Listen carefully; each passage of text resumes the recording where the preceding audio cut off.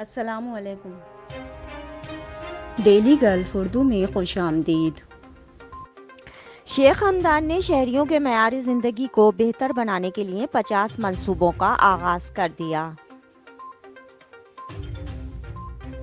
Dubai کی supreme committee برائے ترقی اور شہریوں کے امور امارات میں شہریوں کی زندگی کے معیار کو بہتر بنانے کے لیے 50 اقدامات اور منصوبوں پر عمل درآمد کرے گی۔ کمیٹی طویل مدتی سماجی، خاندانی اور آبادیاتی استحکام کو بڑھانے اور شہریوں کے معیار زندگی کو بلند کرنے کے ساتھ ساتھ نوجوان اماراتیوں کو متنوع مواقع فراہم کرنے کے لیے ایک جامع منصوبے پر عمل پیرا ہے۔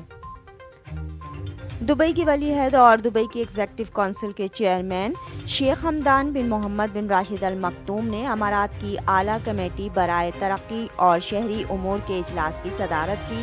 کمیٹی اس سال کے شروع میں شیخ ہمدان کی سربراہی میں متحدہ عرب امارات کے نائب صدر اور وزیر اعظم اور دبئی کے حکمران عزت مآب شیخ محمد بن راشد ال مکتوم کی ہدایت کے مطابق قائم کی گئی تھی۔